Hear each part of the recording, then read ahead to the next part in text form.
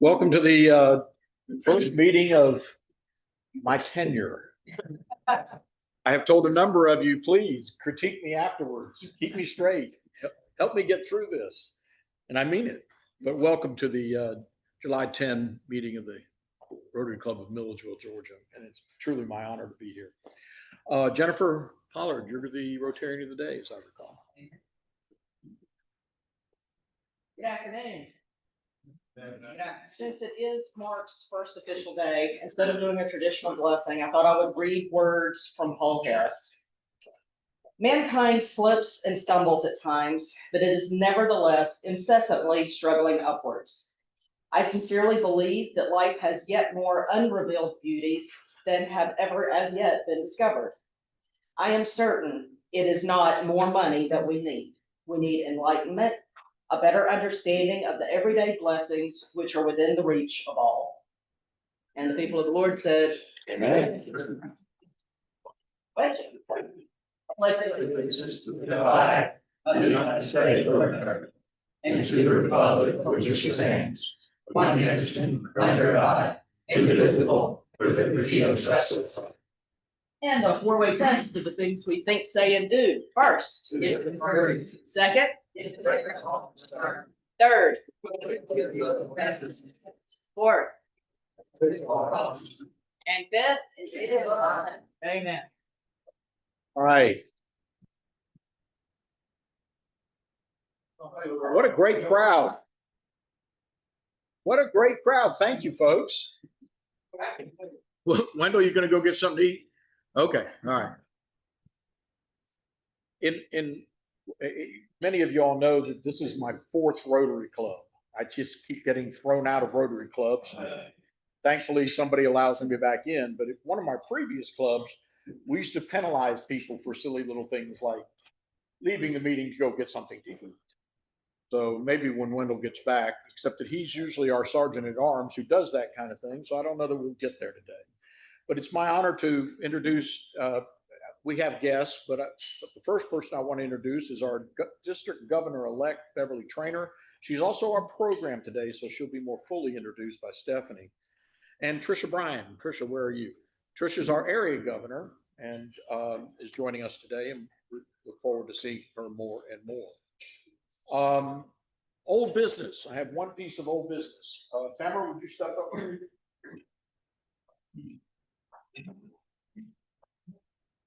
She hates it when you surprise her. In case y'all don't know this. Here is one token of appreciation for your year as president that did not arrive on time, but was ordered on time. Okay. Oh. An obelisk, Rotary obelisk. It's So incredibly beautiful. I don't know what to you're say. getting away with all sorts of great stuff. I love it. Wow. Anyway, thank you again for an incredible year. Really, really. Sure. Okay. Uh-oh. Rebecca, public image. Okay. Get in front of the man. Yes, let's go. There's a cord over there. Y'all would have a lot of fun with that. Just all Thank you so much.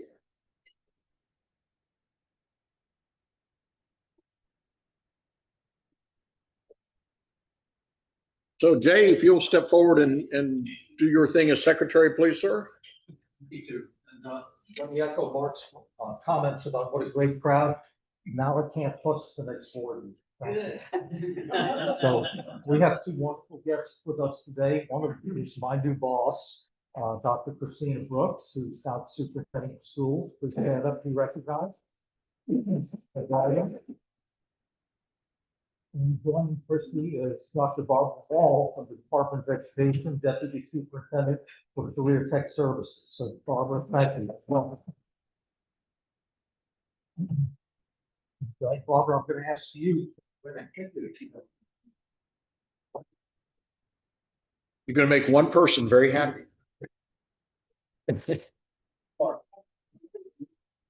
Number 27462302339. You're kidding. No.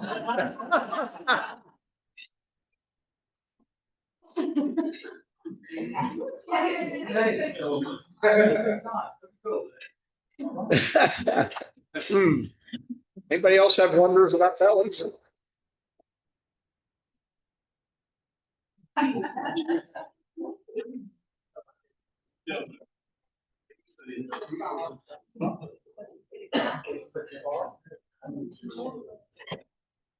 Oh, 8 o'clock, 8 plus.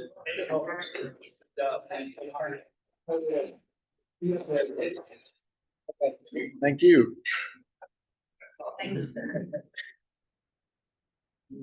This really is a great crowd, and I hope that each one of us will try from time to time to encourage folks who we don't see often enough to come join us, because it's a lot of fun. At least I think so. Stephanie, will you introduce our program, please? Today, we get to hear about sex trafficking, and that's a Oh, I thought topic. we were hearing about sex. Wrong meeting today, Mark. So I know this is a topic that intrigues all of us. So, Beverly Trainer, she is our, as Mark said, our district elect. She comes to us from the St. Simon's Rotary Club, and she's a financial advisor with Raymond James. Born and raised in Connecticut. Told me she's been all over the place, so I can't remember all the places she's lived, but give a warm welcome to Ms. Beverly.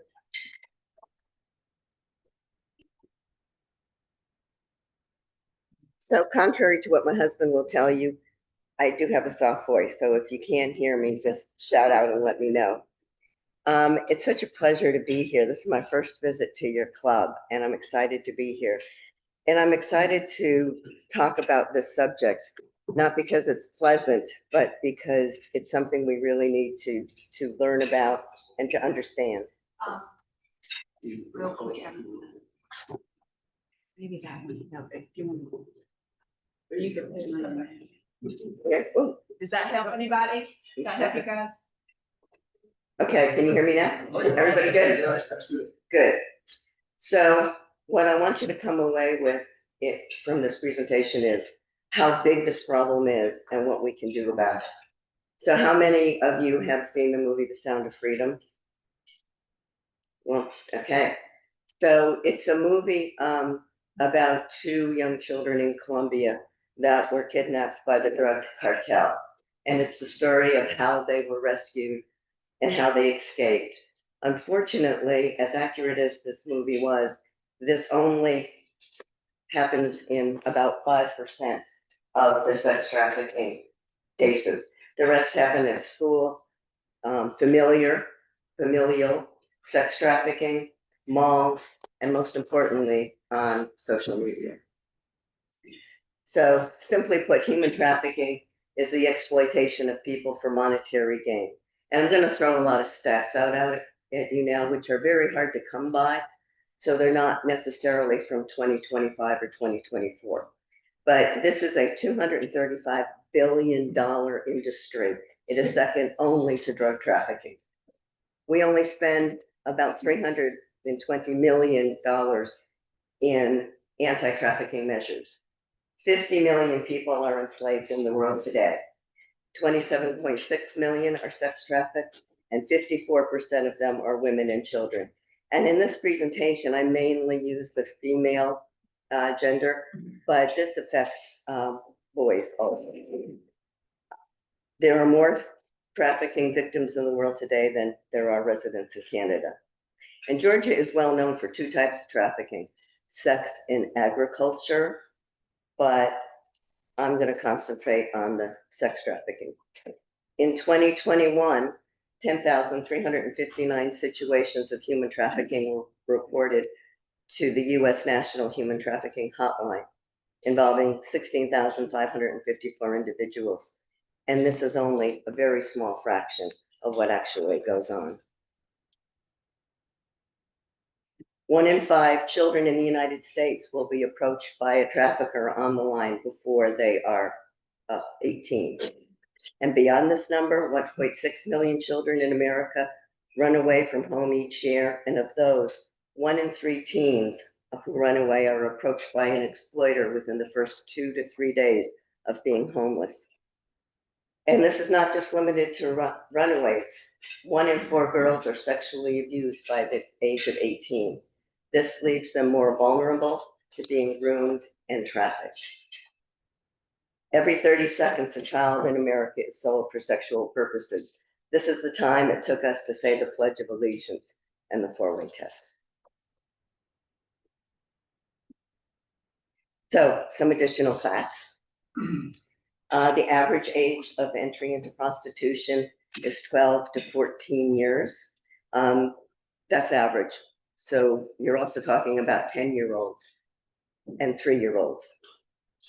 20 to 25% of domestic minor sex trafficking is familial. 80% of sex trafficking victims are brainwashed to believe that the police are out to hurt them. They don't understand that the police are trying to save their lives.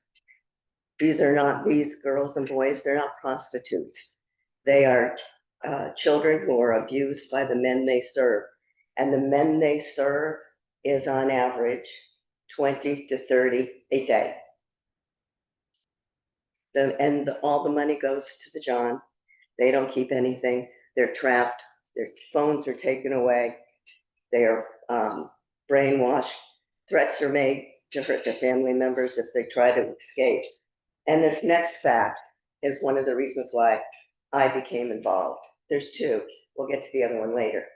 But if these children survive their victimization, the average lifespan is 7 years because they either die from a drug overdose or suicide.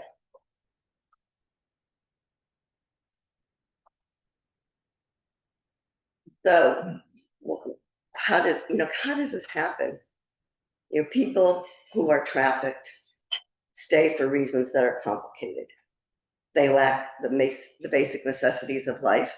They lack the basic necessities to escape, like transportation or a safe place to go to. They're afraid for their safety. They are so effectively manipulated that they do not identify at that point as being under the control of another person. And this lends to the second reason why I am so passionate about this. And this is a little bit of personal knowledge I've just started expressing verbally, but I was born into and raised in a cult. I suffered religious abuse and I was brainwashed. While in that cult, I met my first husband. And things were okay right up until the day after I was married, when the first punch came. And I was married to him and controlled by him. Because remember, I was already brainwashed, and the brainwashing continued and intensified until I was able to escape with my life. So that's the second reason why I'm getting involved in this. So each trafficking situation is unique, and self-identification of a traffic victim, and I can attest to this, happens over a continuum. It does not happen right away. There's fear, there's isolation, there's guilt, there's shame, there's misplaced loyalty, there's expert manipulation, and all of these things keep a victim under control.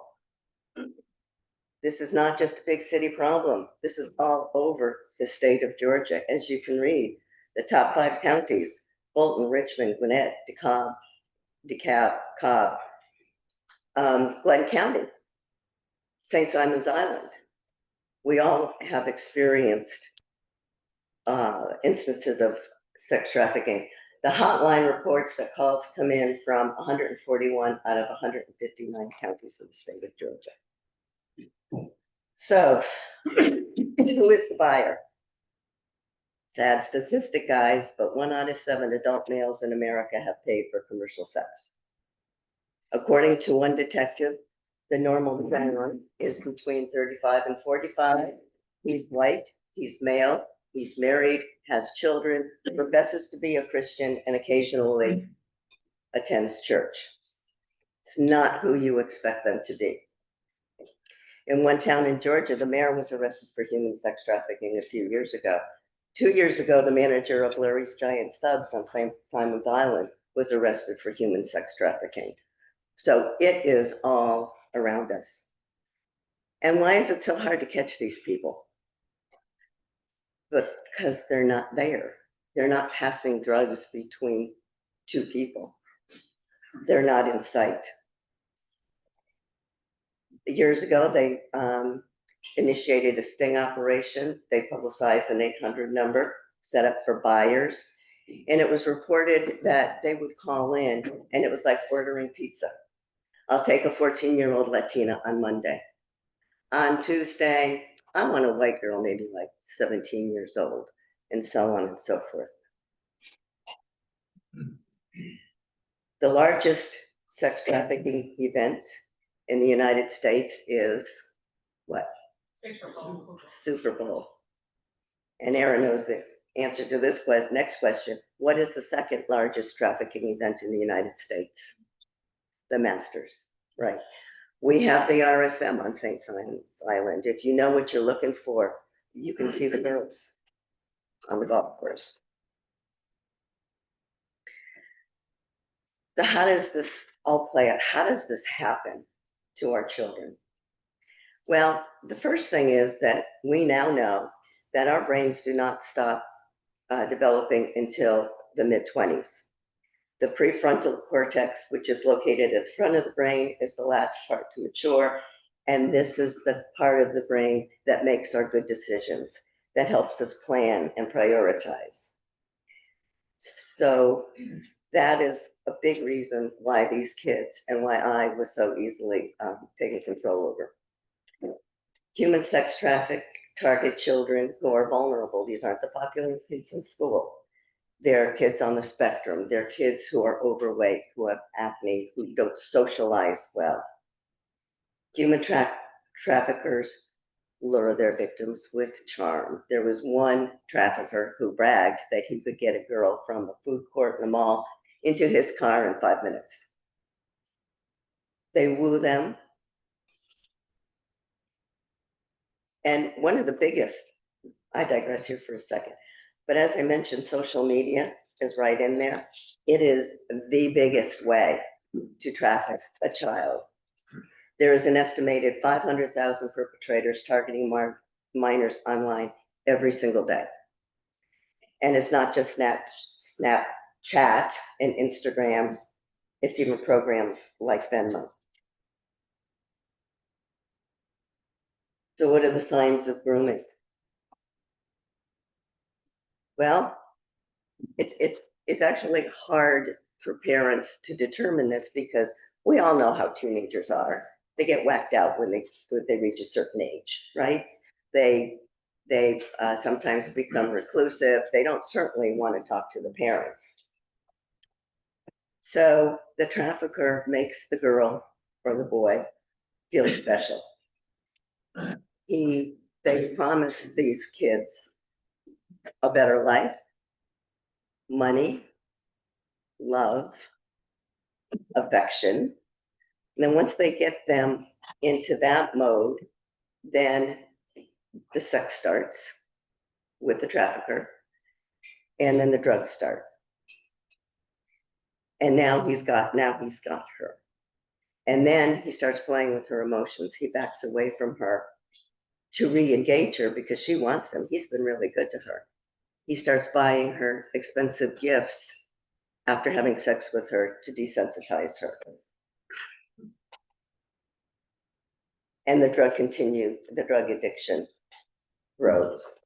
And now he's got her. Now he will exploit her. And if she doesn't do what he says, he might not beat her. He might beat another child in the family because he always has a stable of girls. And then the stable of girls also turns against her, as does the trafficker temporarily. And so it further deepens the isolation.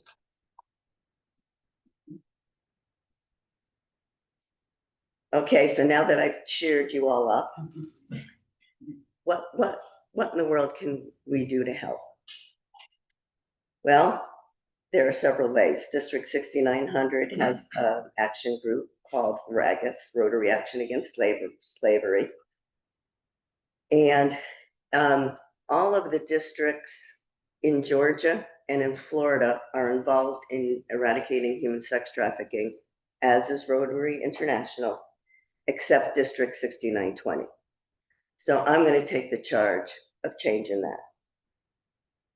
The St. Simon's Club, along with the other clubs in Glenn County 3 years ago, put together a 2-day educational program to educate the first responders and law enforcement, hospitals, nursing staff, educators, clergy.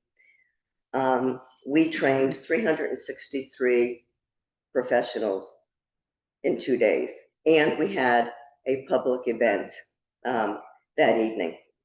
The presenters were Susan Norris from Rescuing Hope, Criminal Justice Coordinating Council, Amy Hutzel, and a survivor from Warner Robins, whose name was Darcy, and you're going to meet Darcy in a minute. The one thing that was really interesting to me about this whole educational thing that we did was that we couldn't tap into the parents. The parents did not want to talk to us. They didn't want to hear about this. They didn't want to attend the public event because they're good parents and this would never happen to their children. And after all, I have 360 on my daughter's phone. No, you don't know where your daughter is. You know where her phone is, and she's not with her phone. So Darcy is just such an inspiration and such a success story. Darcy was first trafficked by her mother starting at the age of 2 years old, to friends and family. By the time she was 8 years old, she had been trafficked over 300 times. When she was 12 years old, she took a health class where they talked about this. And for the first time in her life, she realized that her life was not normal, that this was not normal. And so she ran away to Kentucky to be with her dad. Now, remember, she's only 12 years old and she comes from poverty, but she found her father and her father and stepmother adopted her. She finished high school. She put herself through the criminal justice system in college. And today she is a probation officer that specializes in communicating with girls who have been rescued by the police. There's a particular way you communicate with these kids. You don't use certain words, like you don't ever use the word cupcake, because that means a specific body part. Also at Mercer University, they have now a program called Traffic Jam that they've developed. It's being taught at Mercer, it's being taught at Kennesaw, and we brought it to the Coastal College of Georgia, where it sits in limbo right now because we had a change of president, so we're still working on that. So this program teaches college students as a service project about human trafficking. And then they go into the high schools and mentor the high school children. And they read, so it's a peer-to-peer reaching out. And the reason why this is so important is because at least in Glenn County, when parents know that the word sex is hooked up to a specific health program, 50% of those parents pull their children out of that class. And the schools have certain state laws that they have to obey. So educational programs, traffic jam, and partner with organizations.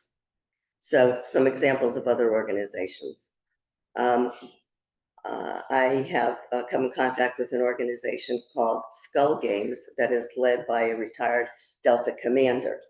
They have operatives all over the United States, and they donate their time and money using IT to target traffickers and work with the police department to get them arrested. There's another gentleman who I believe you've had, Baz from ARC, has spoken at this club. As you know, he's a retired CIA undercover agent who goes overseas and rescues American trafficked children. And there is another girl, a young lady, who was in security, IT business, and a company hired her because she had started a team where they used the security IT to catch these traffickers or report them to the police. A company, software development company, contacted her because they were getting a lot of suspicious hits and they thought that they were traffickers. This software development company was creating digital coloring books for little children.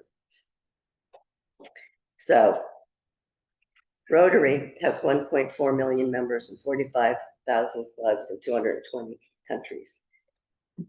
Imagine if all clubs were involved in eradicating human trafficking. And I believe that as Rotarians, we are uniquely qualified to do so. If we can get polio this close to being eradicated, we can get human trafficking this close to being eradicated. And so I'm asking clubs to work with me this year and when I'm district governor, which is coming up way too quickly. And there's my information. If you want to get involved, please call me. Let me know if you want more information. And so that is my presentation. So if you have any questions, I'm happy to try to answer them. Yes. So Beverly, Boz and I are very close. And I'm heavily involved in the Association of Recovery for Children, which brought Boz here. Great. And Can you help me meet? Rotary to help us. And if you're not aware, and those that weren't at that presentation, there was about 600,000 to 700,000 American children from infant to 18 that were kidnapped or sold in the sex slave trade last year. You know, I'm going to ask everybody to bear with me. Part of the problem that we have in this country is that we have government officials, we have sheriff departments, we have police departments around the country that are paid by the Russian mob, the drug cartel, and the MS-13 to participate in helping the solicitation of the sex slave trade. ARC works with tip of the spear individuals that are Delta members, CIA, tip of the spear, Army Rangers, Green Beret. And when one of the first things that we do when the security forces that we have in place can't find these kids is that the first thing we do is we vet who that we're dealing with. And then we have our own methods. And we have 100% success rate of going out and finding the children and saying, the problem that we have is funding. Mm-hmm. And everybody, all the players that I'm not involved in I'm involved in the finance side. But everybody else is unpaid. But we have raised some money, we just haven't raised enough money. And I have solicited with Rotary International to see if this was something that they wanted to be involved with, and I was kind of shut down. But I mean, apparently you're very knowledgeable, and if you're interested, I'm glad to help you. I'm extremely interested because he is on my call list. Well, Boz and I are best friends, so I can help you. We're both Citadel friends. Okay, good. I need to meet this gentleman and talk to him. I can help you with that. And have my team. And it's true what you say about the politics. I'm hoping that Pam Lightsey remembers that she volunteered to be on my team because she's very connected with the political structure. But it's a robot. That's part of the problem because you don't know. You don't who know. you're dealing with, Right. Who's involved in a bad way and who's not involved in a good way. We have our methods of being able to vet before we'll actually work with a particular individual. So when I gave my educational piece, I was master of ceremonies. And so I had full view of the audience. And, you know, when you sit for 2 hours, you're you're gonna move around, you're gonna adjust in your seat, you're gonna whisper to your spouse, your best friend or whatever. And there was one gentleman who was sitting directly in front of me in the back. He was dressed just like he was the perfect caricature of a golfer. Short cut hair, the nice crisp golf shirt, the slacks, and he sat there and he never moved a muscle the whole presentation. I swear he didn't even blink. And I knew in my heart that he was a trafficker because they are known to come to these events. And I would not allow any Rotary name badges, Rotary name badges or pins, because we had extra officers there for protection, and it went off with just fine. But you have to be very, very careful. Other questions, comment? Beverly, thank you so much for bringing that forward.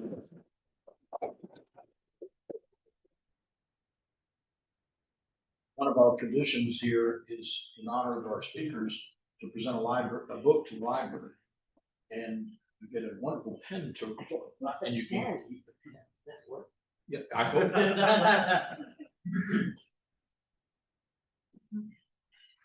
You should check those out.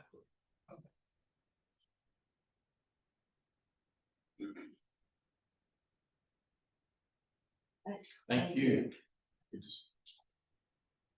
I do have a couple of quick announcements.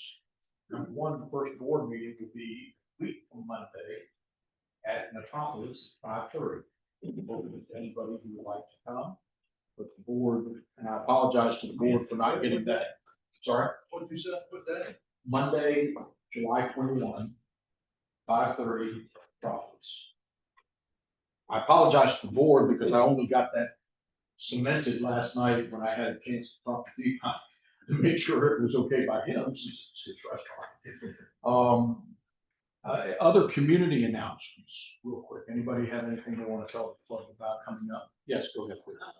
Yes, as the new chair of service projects, our Impact Club, the chair being Aaron Andrews over here, they have a July service project, and they are collecting for court appointed special advocates to help with children that are being taken from their home. And they're looking for items, overnight bags, book bags, socks, underwear, hygiene items, diapers, stuffed animals, PJs. We have several locations that you can drop off. They are from Aaron's office at Marketing USA to Crystal Law's office at Edward Jones. And we're trying to find a third location somewhere downtown or in the south side of town. But if you guys can just remember that. And we also are doing our back to school bash Friday, a week away, 11 to 1. Correct. I'm stepping up to my new role. I just got my spreadsheet this week. We're all in that boat. Yeah. I appreciate everybody's patience for that. And in fact, I'm not going to be here next week because my wife has a birthday and we are getting out of town. She won't know if we'll get out of town every once in a while. I intend to close our meetings with moments of humor or moments of, well, mostly. But I thought that particularly inappropriate today, and wanted to close with a quote by Margaret Mead, renowned anthropologist. She said, "Never doubt that a small group of thoughtful, committed citizens can change the world. Indeed, it is the only thing that ever happens." So with that, close.